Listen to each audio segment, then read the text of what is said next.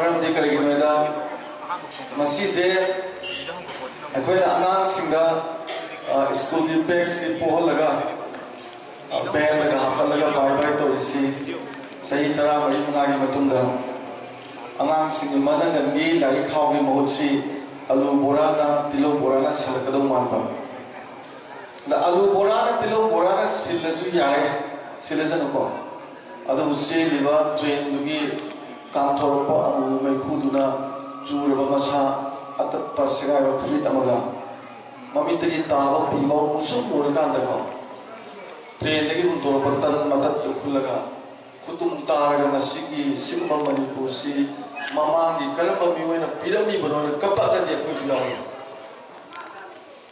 सही तरह मरी मंगा कुनै से केसु खितंगाय सले सुम थोके है याम है नंगमरे रुसिया से स्टालिन ना सही तरह बपी बने अनु बसितो मणिपुर सही तरह कुंता को मतुंदा ख्वाइगे अनु मणिपुर में पी की गंभीर सिंह सही तरह खतने सही तरह से कोई याम तो भी आ रहे अदु तो होजी ये ना हाय दुनिया पे ना थमजनिंग से को तो भी गदम से कनानो सरकार वजारा ममा पारा आहार ममा पासिने हाउसिंग मणिपुर दा ट्रेन सिदा एजुकेशन सिस्टम दी उपाय ले रोय इंडिया की सिस्टम जिना सोय बेगिनी इंडिया की सिस्टम से क्या हो साथी ने सोय रगेला हाउसिंग हाउसिंग पृथ्वी की लंचा और मरफू तो की बंदा इंडिया की रैंकिंग से 136 अभी ठीक है अपन लाइक तब बगी लाइक रैंकिंग से 136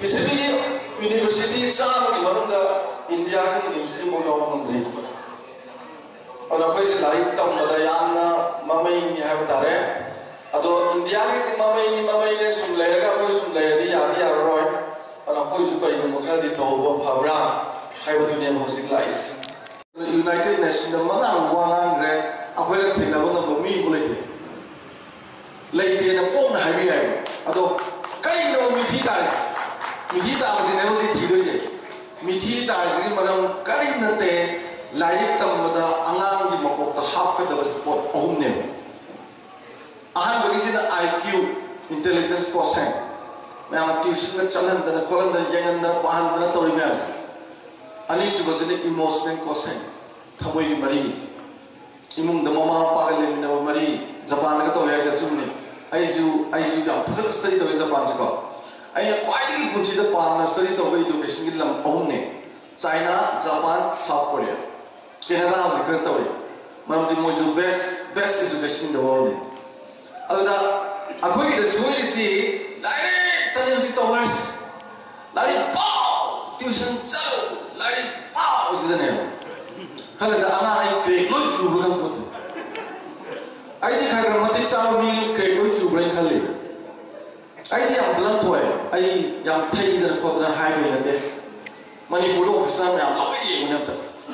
हो तो मांगराम नाम थमने का चौको थबक तो ही मैं आपसे लोई वो करना ना भागे ना मम्मा पापा से तो नंबर 1 तो लोग प्रमेय में तो भी पापा में नंबर 1 असीम है जे अदे की मामा मागी मनाओ पादगी मसा तो अदुना भी थी बंग ददन परीक्षा था तो तमो अनांग दु परीक्षा था कदो ले लुपा लिसिंग में माय को लोगी न पी बगा जिन नहीं सिगी इमोशनल क्वेश्चन से याद रहो लाइन है रबा मतिक सालबा क्लब की सिका ये सेंटो से का थोय काना थोय अना दु लाइन फरबा फर्स्ट डिवीजन का लागो मेडल का फनबा सोशल सर्विस का तो बजे नोम धने ये खोंजों दे नोम द चलमो खोंजों दे नोम द चलमो 30 अगस्त नोम द याव मो इराक दे नोम द याव मो अमा लाइन फरक होते बा हे मंजूनर बई मा की संगा उदगी सना पुरो सी मकुदुना हुंजल से बुरा न लागे गति तो दो ओ जो ये न मो दे काने ये दीबो को जल रो पोला न तो पागल मरुन पतरा रो तो को दे मणिपुर का पिछल असो ने हाई से असी मामा पास उबम संगी बा लागे है बदी इंडिया में बले तो ने साइ से ने युंगी फजर का हुंदा का मदना से नाम ने तो फजर लेते का का नींद ना मुसा थम को बोदु युद्ध को को अनांग makokta ahumni domain ahumni leisi hojiki ahumduni ahumdu cha manana leveling torga angan semadu ne quality du business aduna ahan baga laiti am hayre chubeba laiti matak da hak da ko ani du hak se mo ba ga ya jone angan yana business sem je dine mama ga mapa se anak pun sinabi ho mama ga mapa nuksinaga ibungdo masabu patra sidige amana kwai pambase mama ga mapaga nuksina le sa swara phagasa mapati namni to ngawe ke pet ngawe pet nga mama ga jaga na wa na wa sang sing nga anaka ni hang de do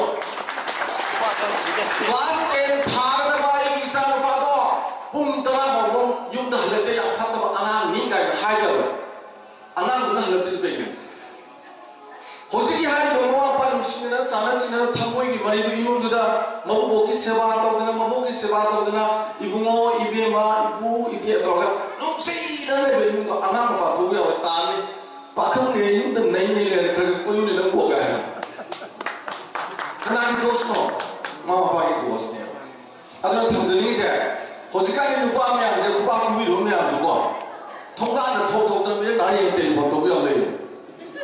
누비지가 누비지 뒤로 보니까 이제 통과하는 나이 때 뭐냐 또 그래.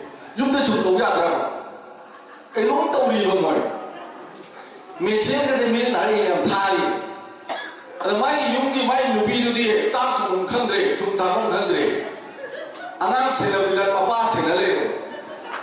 그러나 가이 가는 aduna ne han daisa ni se mapaga mamaga angapda nusina mi yun hais adu nusina bado emotional quotient ni yum mamane yunga yakene manipur da ko yunga khena ba khangde akoi me ampa ni se yum ma thon taru wa mon le khala se lami se mi ji ye ga oh punchi de sium yum ji le yo phangoi da ko sidan yum du gi manunda yum bure bi nubi duna parlor da sang da na masang da se khoi ga tana ha wa hong ye pat table da wa hong ye pat sok yi du pham da na sare thong ba ma yum sa kan ga iron ba ba ka mo mas cham phu da ma tra ma sam na na ma yu ba officer na yi ni wa na yum ni ko phasa ba pung ni pan ta da officer no telephone to rei me roma sauru ga si di ras ni gi da le pata hai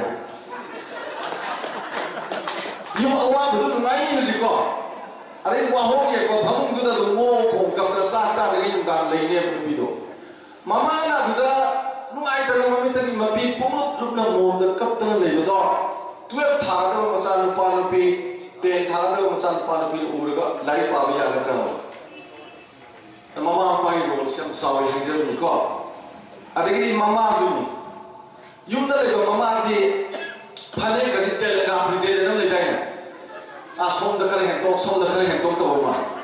아이 불이 이만 남들이 남아이 렌틱 라나 판 두칸 기자가 좋아 남들 렌틱이 거. 생 나오니 아나 그라이 파고 하이도 파고 야도 또 여기. 아도 마마 남 키비유 양 잉나 시그널 비유 타모이들이 안 와라 비유 타모이들이 사이신 통어 비저비유 타모이들이 로이도 비유 사이 타모이유 고센도 라는 거. yang nuaitaba madi aina hain bamuka housing manipur da laiba mongnaha almost mongnaha loi ai tai ai percentage ga hain re study to umadam da ne mongnaha se sam hai tai ai ki makubo mani manipur se ahal war pas kya huai sing batil lama sobe iruzu ngamde wa ne to bi da bagin nam da hol mai man 마피 홍보가를 봐서도 홍보 와서는 내가 뭐있을까? 포도 비드라바 모파 포도 비드라바 몬 수비드라바 파이수 수비드라바 강간자 하이로도 푼는 와와 남도이니 아두기 만웅두다 히피바 한매 암세 시나 우자드라바 마미 두다 따이 마피지디 파와니 바잉지다 와는 렌드라바 모이나 먹다나시 마우나 함다나 구보시게도 또비게 ini posisi itu bagi high level.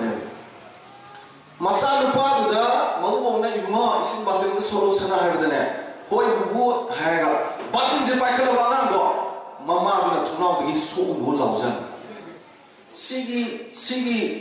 ꯁꯤꯒꯤ ꯇꯥꯟꯖꯥꯁꯤꯅꯦꯕ ꯍꯧꯖꯤꯛ ꯂꯥꯛꯏꯁꯦ ꯂꯣꯏꯔꯗꯤ ꯑꯍꯟꯁꯤꯡꯗꯨꯗ ꯑꯉꯥꯡꯁꯤꯡꯗꯨꯅ 10 tamaba 11 12 tamaba BA tamaba machanapa machanupidunane magi larik pabagi aham matamda phiron phodokpidana phaijumdu sembidana pupugi boki seba sum tohallaba nungdana makhong nambiraga wari saraba mabu bogane kokamon gatai adun nophai nophai toragane isunung sibi na punsi noy torba thok mangboy ko na dieta hingo Hayang kuya tu sina halaman sebab tu nungai yulet saat temu kusna kaya hai no pen petrol tunggai juga masih dah ibu mau masuk ibu nak pilih berbol je Manipur lagi mungsan di pantai luar mana apa tang hai apa tang lain kurang muda pun berbol doa ada lagi ahim no petrol dah pupu dah bawa ke pilih berbol dah seru jangan hei kita ni masih tradisi je aku dah lewat mana apa aku itu orang ini apa? Aku ini tradisi, apa itu tradisi ni apa? Nopoklah dalam migi, kau ini apa itu tradisi ni apa? It is happening in Japan, it is happening in China. Tahu ni usi tu ni apa? Aku ini mang ni apa? Karena anu berlaku mau meronjek, sina ahal nama usi bagi posisi pergi ni apa? Karena anak sisu ahal nama usi bagi posisi tahu ni apa? Aku nak kata orang ahal sini blessing pang ni apa? Maboki makom tingin nami pemacaan papa aku dulu nama percaya tu. You tak ada, anda hai siapa? You tak ada. Nama percaya kan ni apa? Lai ke sambil tu begini. Mabu lai ke sambil tu begini. Karena sambil tu mama apa na? Kali mama apa sih mabu anda mesti deh sih mama kan khandre. Sini lai ke train saya masih tugai lagi. Hari ini itu sengsen tadi, ayah kerja pada saya ani suba emotional quotient je, yang heran lainnya. Nah anak mama tu kan, mapa tu kan, mama tu kan, mapa tu kan, anak tu perlu lain lainnya sakit fisik tak ada apa lagi dah. Aduh ini mayum dah, tahu aku leksan. Ada mesti, baru tahu ini kan, yang dia juga, orang nama, ayah.